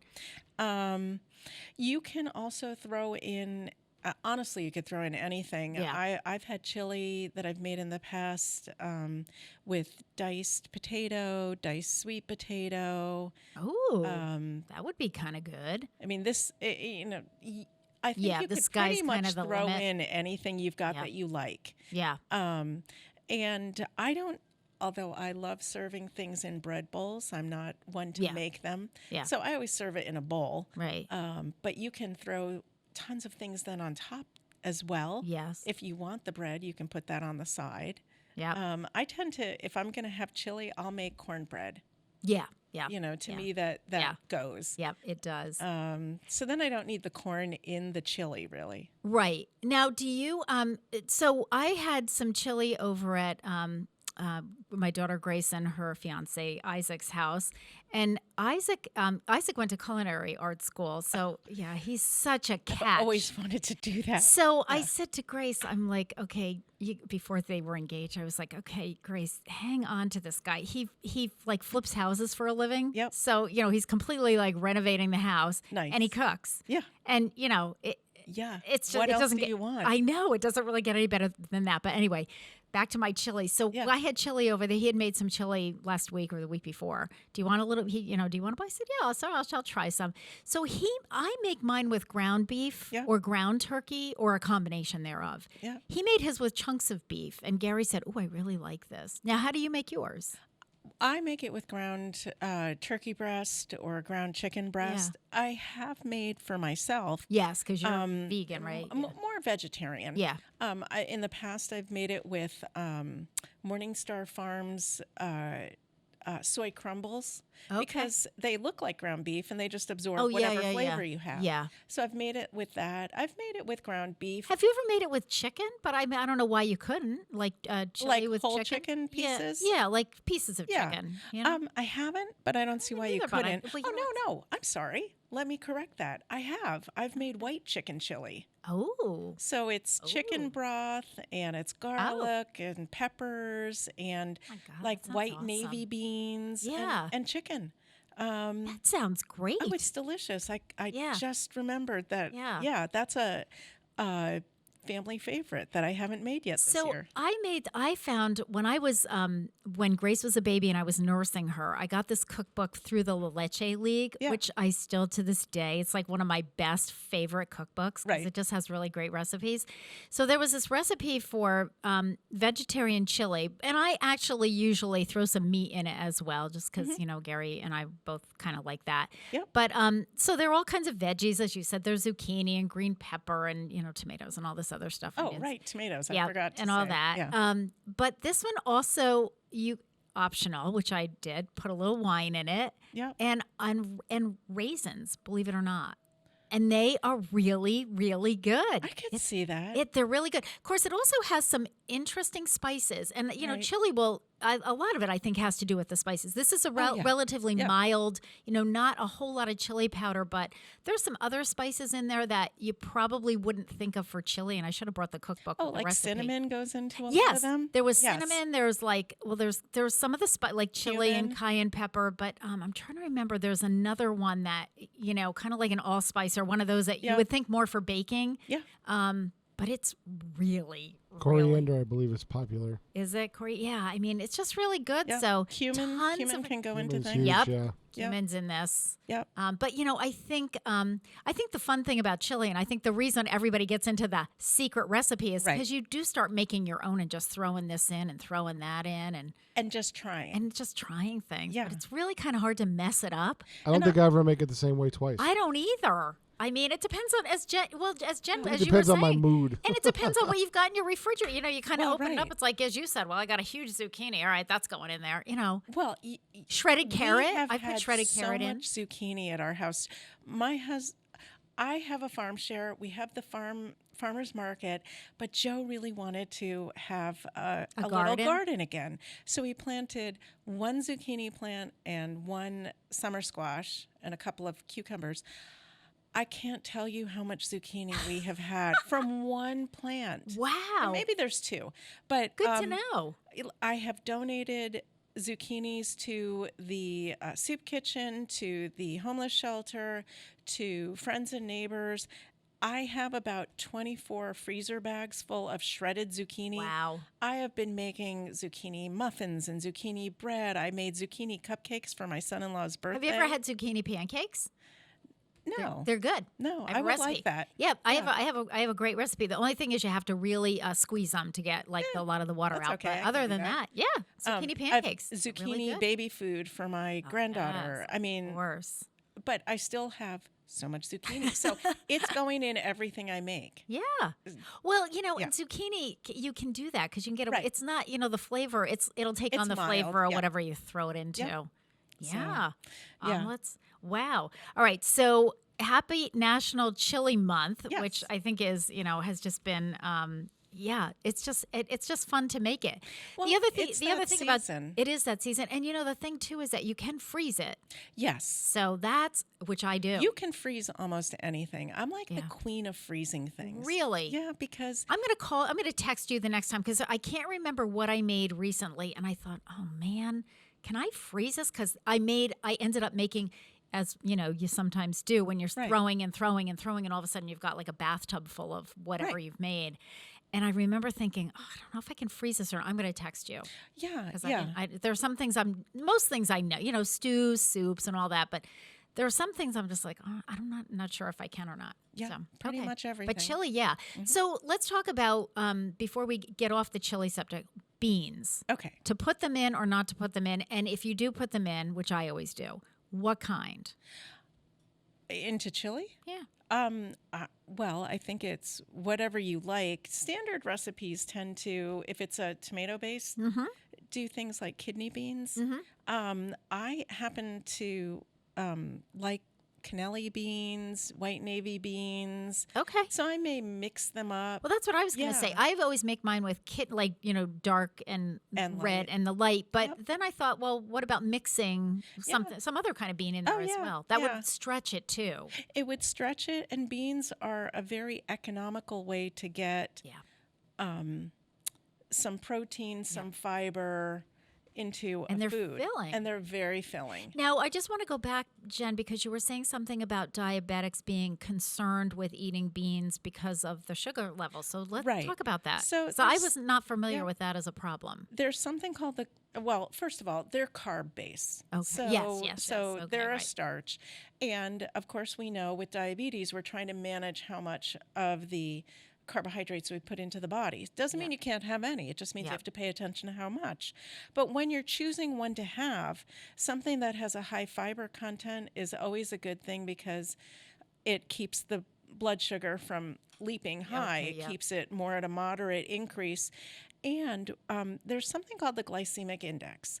And the glycemic index measures individual foods to see how high it would spike blood sugar. And they, so they get a rating. 100 is high, and anything under 50 is considered low. Okay. And so you want more low glycemic index foods because they won't make your blood sugars rise as high.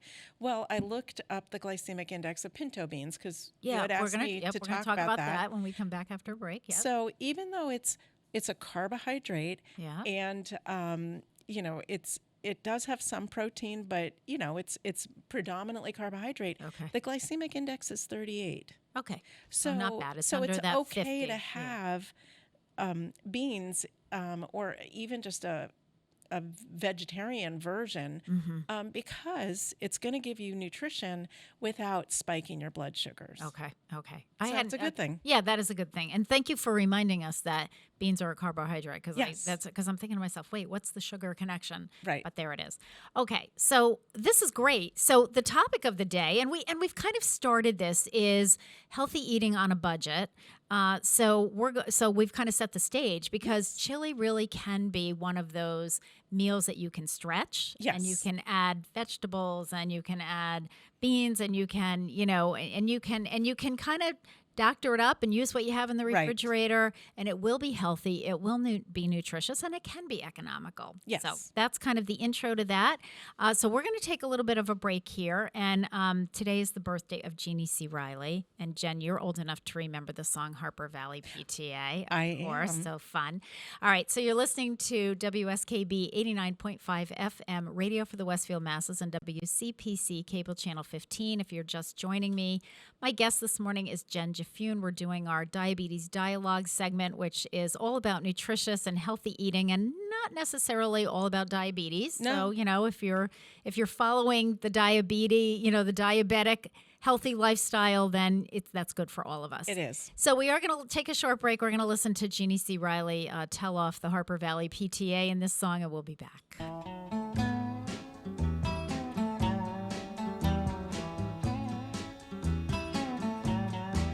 I want to tell you all a story about a Harper Valley widowed wife who had a teenage daughter who attended Harper Valley Junior High.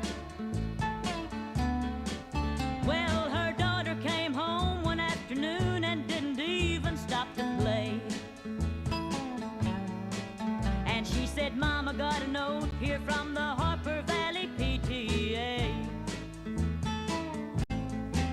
Well, the note said, Mrs. Johnson, you're wearing your dress is way too high. It's reported you've been drinking and running round with men and going wild. And we don't believe you ought to be bringing up your little girl this way. And it was signed by the Secretary, Harper Valley PTA. Well, it happened that the PTA was gonna meet that very afternoon. And they were sure surprised when Mrs. Johnson wore her mini skirt into the room. And as she walked up to the blackboard, I can still recall the words she had to say. She said, I'd like to address this meeting of the Harper Valley PTA. Well, there's Bobby Taylor sitting there, and 7 times he's asked me for a date. And Mrs. Taylor sure seems to use a lot of ice whenever he's away. And Mr. Baker, can you tell us why your secretary had to leave this town? And shouldn't Gwida Jones be told to keep her window shades all pulled completely down? Well, Mr. Harper couldn't be here 'cause he stayed too long at Kelly's bar again. And if you'll smell Shirley Thompson's breath, you'll find she's had a little nip of gin. And then you have the nerve to tell me you think that as a mother I'm not fit. Well, this is just a little Peyton place, and you're all Harper Valley hypocrites. No, I wouldn't put you on because it really did. It happened just this way. The day my mama socked it to the Harper Valley PTA. The day my mama socked it to the Harper Valley PTA. Support for the community programming of WSKB is provided by the Barnes & Noble College Bookstore in the Ely Campus Center, offering Westfield State t-shirts, sweatshirts, and gift merchandise, all of your academic needs, and offering textbook materials in new, used, ebook, and rental formats. Available at the bookstore on campus or online at westfieldState.bncollege.com. Listen to me, Michael Buster McMahon, Mondays 8 to 10 a.m. to learn the stories behind your favorite songs. Or don't. I'm not the boss of you. Community Radio. 89.5 WSKB. Live from Studio 120 at Westfield Technical Academy, this is WCPC Channel 15 and 89.5 FM, WSKB Westfield. Good morning, Westfield. It is 7:33. You're listening to WSKB 89.5 FM radio for the Westfield Masses and WCPC Cable Channel 15.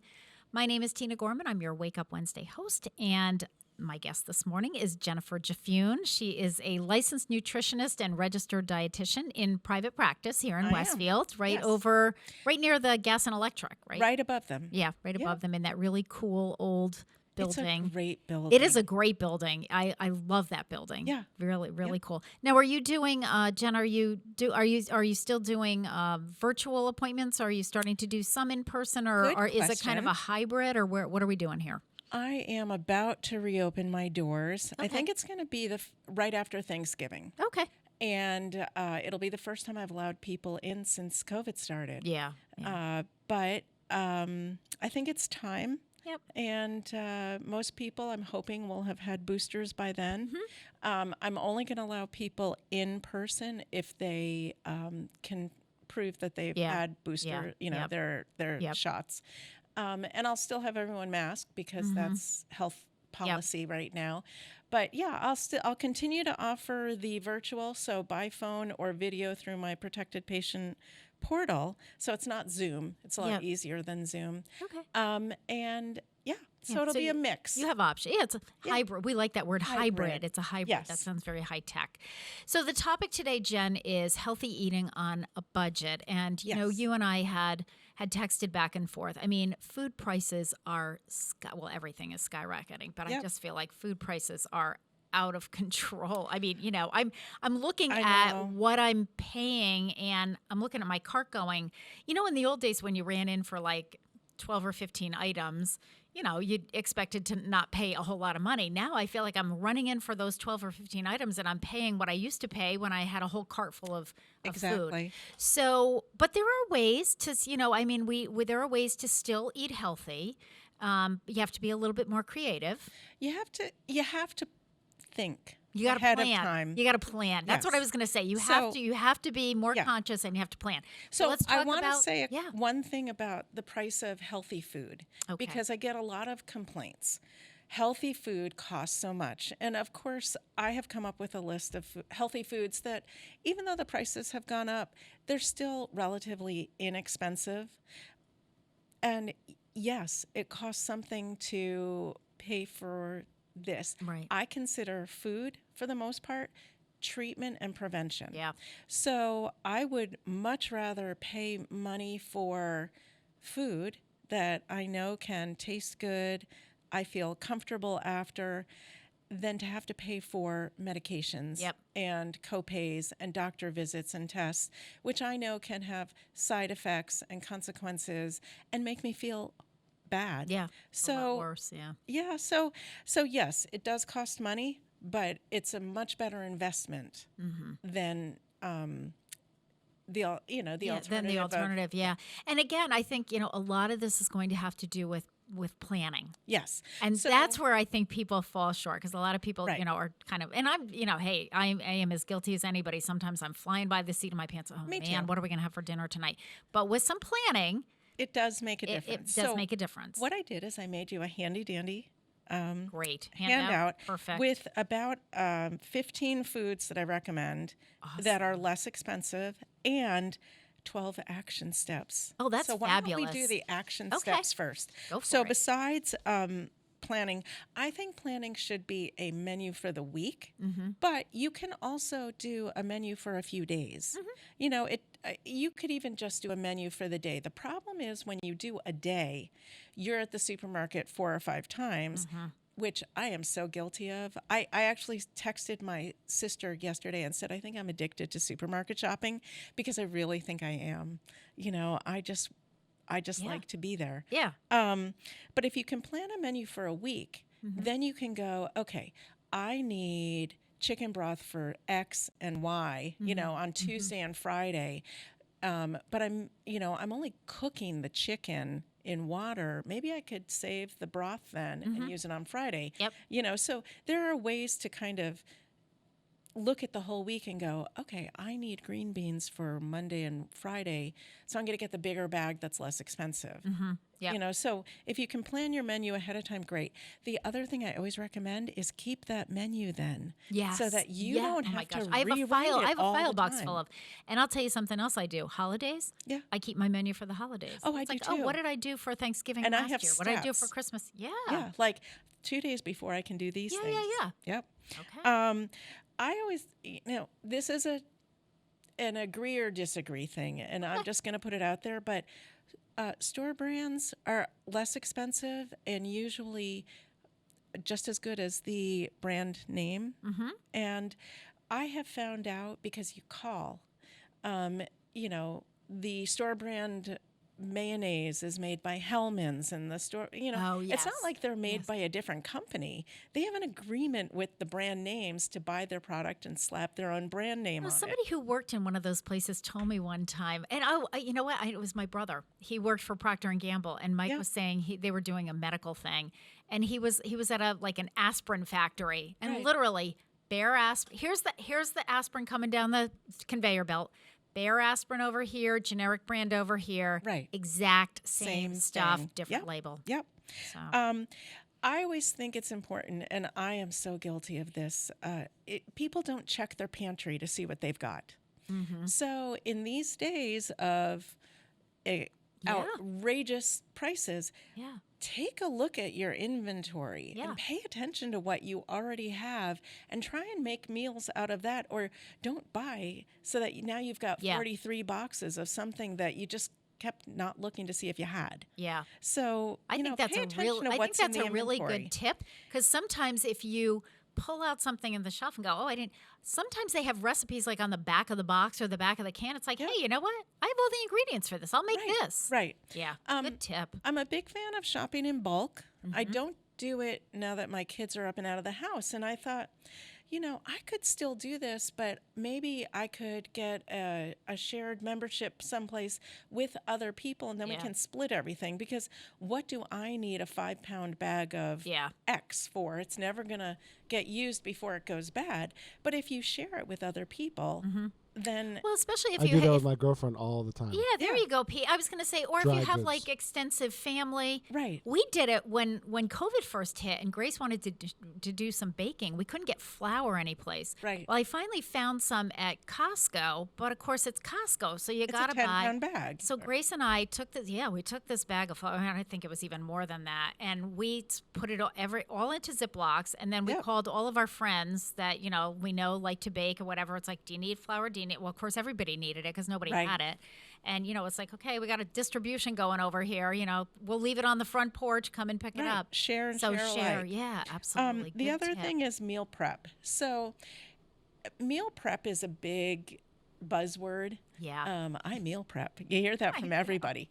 Meal prep. No, my question is, what's the meal prep time? Like, how long does it take to do this? Well, meal prep basically means, if I need a half a cup of diced onion for the chili, and I need a half a cup of sliced onion for the roast I'm making on, 3 days later, if I take care of the whole onion in one shot, I've got it set and ready to go. And you can look at your whole menu and go, okay, I'm dicing up the carrots, the cucumbers, the whatever, kind of like how you make your big salad once a week. Yeah. But you can meal prep for the whole week or a few days. Sure. It saves time. You don't have to start from scratch every time. Well, my thing is always like, I already have everything out. I do that a lot. It's like, well, what am I making, 2 days from now? Because I've already got the grater out. If I'm grating carrots or something, it's like, well, I've already got this out and I've already made a mess. So, here, I'll measure it out, put it in a container and, or a Ziploc bag and just label it. Exactly. Whatever. Exactly. Yeah, good tip. Cook in bulk.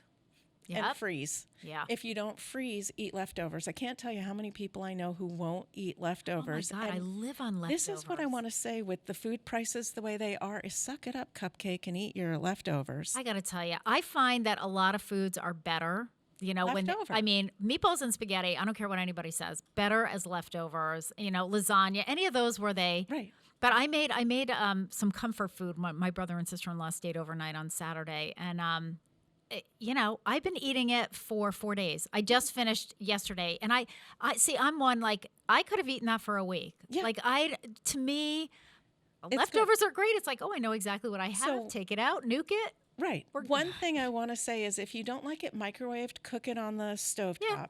But I also want to add, for those who do have diabetes or pre-diabetes and are watching their blood sugars, that if you cook starches today, rice, potato, sweet potato, things like that, the increase in the blood sugar is less if you cook it today and eat it tomorrow.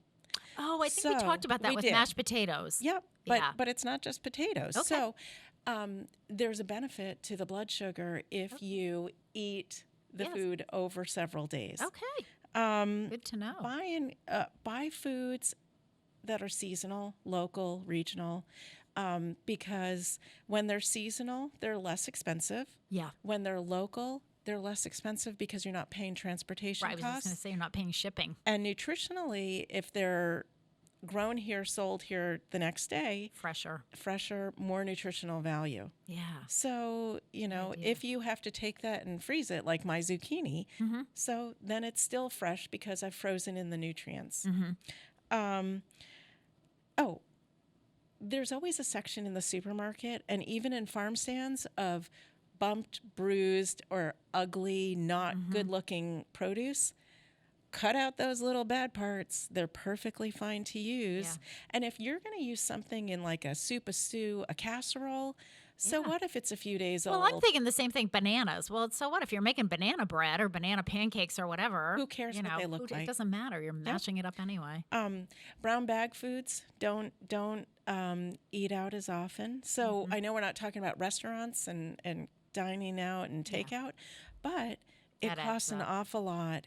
And when you're running errands and things, bring a snack with you so that you're not stopping at a convenient and spending 10 times more than you need to for a snack. Yeah. And my last one is invest in reusable water bottles. One of the biggest expenses I find with people is they're buying these big cases of plastic water bottles. Yeah. And one use and they toss the bottle. Yeah. Well, reuse the bottles. For Christmas, I bought my girlfriend a water dispenser and ice maker. And now Perfect. she buys the 5-gallon jugs. There you go. Because she was doing that. She was buying. It was driving me nuts. And here I am guiltily with my water bottle, but you won't believe that I actually do refill if you these. refill it, I that's fine, refill too. these and use them. Only because I like this size. Right. And my right now at work, I have one like you. Actually, I've got a really pretty one. Yeah, mine's kind of Because boring. I did that on purpose because I found that when Julie Barnes, director of Veteran Services, gave me these really pretty insulated cups, and they've got a lid to them, for my birthday a few years ago, and they're flowered, and I just find that when I put my water in, this is all psychological, but when I put my water in there, I drink a lot more water. I used to have just like, regular stainless steel, whatever. Yeah. But I'm like, man, I drink a lot more when it's coming out of this pretty cup. So that's what I have at work. Yeah. But for here, in case I forget it or whatever, I bring this, but I bought like 8 of the, like an 8-pack. Right. And then I just keep refilling As it because long that's as the you size I refill. want. Right. That's fine. Yeah. But you're right. Any of those. So those are all really good, good cost-containing tips. Okay. Okay. So then I have this list of healthy foods that are less expensive. Okay. So I'm just going to go through them. Yeah. Top of the line are bran flakes. These are in alphabetical order, but for people who like cereal or like breading coating on foods, bran flakes are one of the least expensive healthy cereals you can buy. It doesn't matter whose brand it is. Could be store brand, could be a particular name brand. But bran flakes, high in fiber. Yeah. A good source of B vitamins and folate. So here's my own little trick for cereals, because I love cold cereal, and I've always loved it, even as a kid. Everybody in my family were these big colds. So I mix cereals a lot. And I'm thinking like with bran flakes. Well, for one thing, sometimes I mix them because of the cost, because it's like, okay, well that's really expensive, but I really like that cereal. But if I cut it with something that's less expensive, mix it up. And I put it in a big bowl, just like a salad. Like I put it in a big bowl, mix it, and then I just put it in a, Tupperware container or any kind of a plastic container. You could put it in a Ziploc bag. But I'm thinking like with bran flakes, if, I would be like, oh yeah, I'd mix that in with, whatever else I'm mixing it in with. Yeah. And you can take dry cereal, you can toss it with some vanilla extract. You can throw in some cinnamon or other flavors so that it doesn't seem like cardboard to you. Right. Yeah. You can grind it up in a blender or a mini chopper and use it for breading. So, it's very inexpensive when you look at some of the healthy, high fiber cereals. Yeah, that's a great idea. Another favorite, canned tomatoes.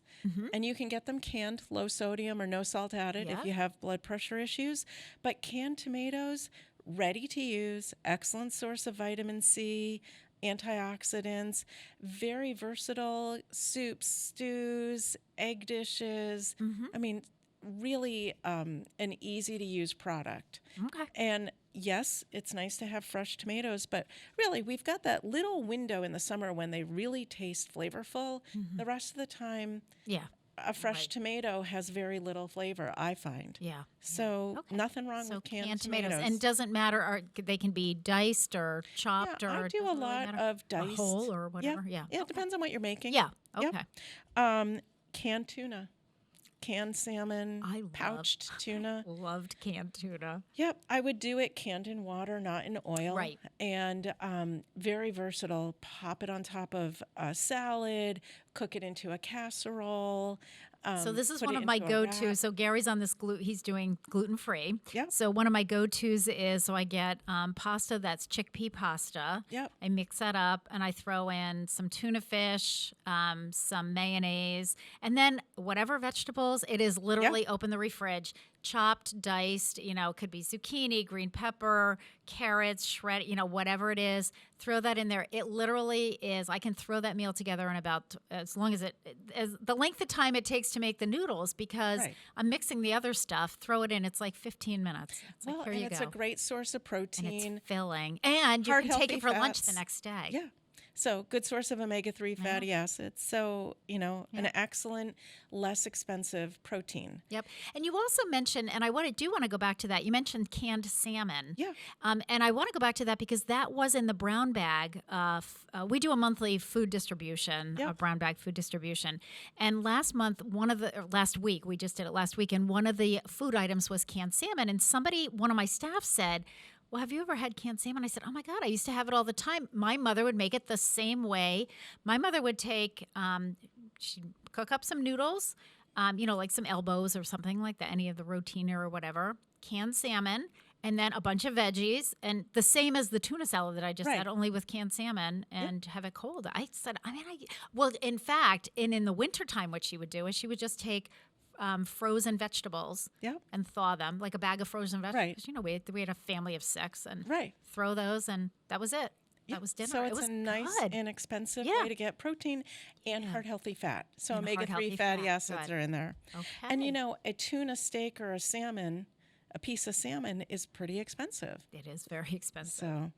So, dry peas and beans. So lentils, chickpeas, pinto beans, and you can buy them in the can. You can buy them canned, no salt added or low sodium, but the dried are the least expensive form of protein, B vitamins, folate, iron. Okay. Good to know. Definitely an excellent source.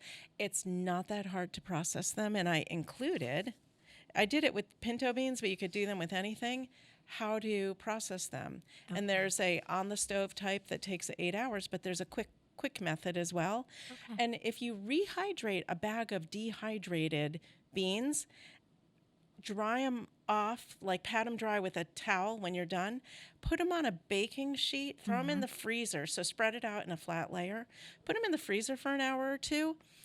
Then you can just scoop them out, throw them in a Ziploc, and put them back in the freezer so that if you need a cup for a recipe or you want to throw some on a salad, idea. You don't have this lump of beans that you have to chip off a hunk. Yeah. They're all individual beans. Yeah. So but they're ready to go. They're ready to go. It's that meal prep that we were talking about before. Right. Yeah. But a whole bag is going to last you for multiple meals. Yeah. So this is a quick and easy way. Well, beans go a long way. I mean, when you do. rehydrate beans, that's part of the sort of the economical piece of it, and I'm sure that's why they keep giving us pinto beans in our brown bag. Right. And it's sometimes they'll give us something else, but there's Yep. So you have a bunch of pinto bean recipes as well. Great. Next on the list, dry non-fat milk. Yep. Or shelf-stable milk, the kind of milk that you buy not in the refrigerator section. Right. It's usually found, surprisingly, in the baby food section. Yes. Yes. So if you're not a big milk drinker, but say you want to make white chicken chili, which I know, I believe uses some milk, this is an easy way to do it. Personally, I've tasted rehydrated dry milk, and I would never drink a glass of that. Right. But you can absolutely throw it in use recipes. it in cooking. Yeah, absolutely. And this way you're not wasting. And, it's an excellent source of calcium. It's a source of protein. I gotta tell you, that was one of my mother. I can remember as a kid. Now this all makes sense to me. But when I was 6 and 7 and 8 years old, it didn't. My mother always had a box of like Carnation instant milk. And again, we never drank that. She never made that and we put it on our cereal, but she always cooked with it. Right. It's such a huge money saver because it has a super long shelf life. I can't remember exactly like a year or something. Yeah. All right. Next on the list, eggs. I know people are concerned about eggs and cholesterol, but first of all, even if you have high cholesterol and you're on medication, you can still have some egg yolks every week. It's recommended about 2, but you can use 2 egg whites for every whole egg. Okay. It's an excellent source of protein, And if you do have the yolk, it's an excellent source of lutein and lycopene, or lutein and zeaxanthine. I have a hard time saying that. These are natural chemicals that can decrease your risk of macular degeneration, which definitely as we age is a problem. But eggs, excellent source of protein. We eat a ton of eggs in our house. You know, there's quiche and there's and you know what? Egg just salad, Gary takes a hard-boiled egg, like, you know, a couple times a week. I mean, I just always, again, when I'm making that salad, while I'm doing that, I'm boiling eggs some at eggs. the same time. We've just always got them. And next on the list, frozen berries. So I know that they're expensive, but you can get a bag of berries that you can stick in the freezer, pull out some when you need them, leave the bag in the freezer so they're not going bad. I personally love fresh berries, but you have to eat them within a day or two. Yeah. You get a very small container, and they, you know, they're... And the other thing, too, about, I think, the frozen berries, Jen, is that you can, you know, just keep an eye on the sale signs. Right. You know, when this stuff goes on sale, it's like, It's man, good... Like, yeah. And part of that is sort of knowing your prices. Yes. So that you know, sometimes something goes on sale, it's like 10 cents off, but sometimes like, whoa, that's like 75 cents off. I'm grabbing that. We have room in the freezer. Right. And before you go shopping, check your freezer to see how, I do that all the time. It's like, check my freezer to see how much space oh my gosh, I got a ton of space here. Yeah. Okay. I bought a smaller new fridge and freezer because I used to lose things in my chest freezer. I finally gave it up. Yeah. Okay. Oats. Huge fan of oats, not the, tear open packet, but the canister that you have to scoop out. And you like the steel, what are they called? Well, you can do steel cut oats, to save money if you need it, regular long cooking oats. And they're hugely versatile. You can have it for breakfast, but you can also make it a layer in casseroles. You can grind it up. It can become a thickener. So soups and stews, breading on I have a great recipe meats. for apple crisp that also has oats in it. I really do too. Yeah. Yep. Peanut butter. Huge fan of peanut butter. So much. So I recommend the peanut butter without all the added salts and sugar. So a natural, and you got to stir that oil in. You don't pour it off, or you just poured all the heart healthy stuff down the drain. Well, the other thing too is if you pour it off, it's like you can't. Hard as rock. It's like a rock. You can't. Like if you go to take a celery stick or a carrot stick, it's not going to happen. Nope. But for those who feel that it's too hard to stir in the container, take the whole thing out of the jar, put it in a in a bigger container. Stir it up. You can even keep it in that container. There's no rule that you have to use the peanut butter jar. I agree. Yep. And you can use peanut butter in things that people don't think about. So there are many Asian recipes where peanut butter is part of the noodle topping. Yeah. And there's peanut butter based dipping sauces. I was going to say almost like a sauce. Like chicken satay uses a peanut butter-based sauce. Yeah. So you can explore, go outside your comfort zone. It's not just meant for peanut butter and jelly. Right. Exactly. It can go into a smoothie. It can be stirred into an bowl of oatmeal. Excellent source of protein. Gary loves peanut butter. He could probably do an entire show on what you can put peanut butter in, because I think he's put it in virtually everything. Yeah, probably not chili. That's about the only thing we haven't tried, but man, it's been in everything. It's probably. Yeah. The one thing I would say about peanut butter and any nut butter is you should not just eat it off the spoon. Yeah. It's one of the only things the Heimlich maneuver won't work on. It will just clog your throat, and they can't save you. So always put it on something, whether it's celery, apple slice, a cracker, a piece of bread. Okay, inexpensive snack, popping corn. So not the microwave bags that are already made, but you buy the container and you pop it yourself. And I don't recommend putting it in a paper bag in the microwave because you can cause a fire. So purchase a microwave-safe popcorn popper. It's a bowl. I have one. I got it. Okay. My niece was selling them. Okay. You can also buy an air popper. Yep. And if you're, going to flavor it then, I suggest doing something like spray it with non-stick cooking spray and then sprinkle seasonings on it. That way it'll stick. If you just pour on the herbs and spices, it's going to go to the bottom. Yeah. Yeah, that's a good idea. Quinoa.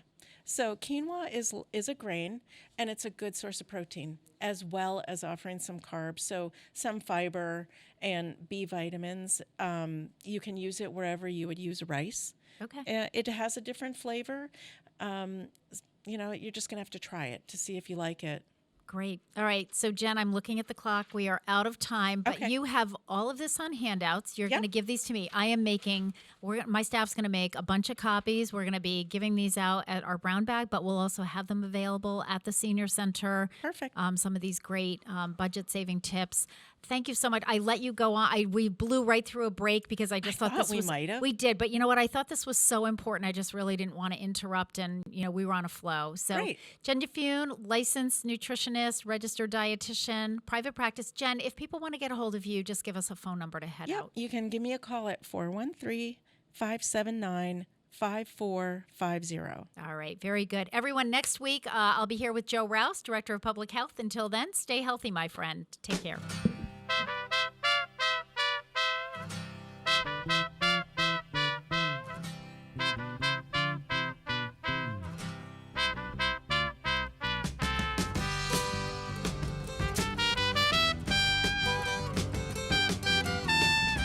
Sitting there thumbing through the pages of a magazine.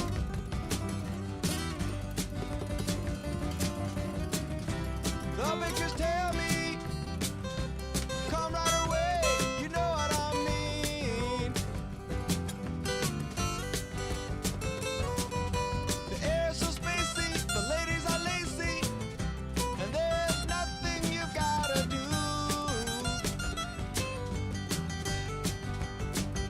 But eat hot chili.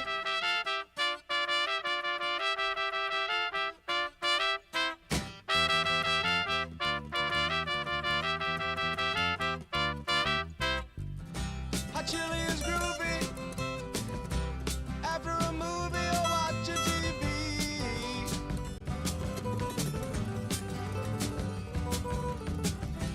But when you order south of the border, soon you'll see.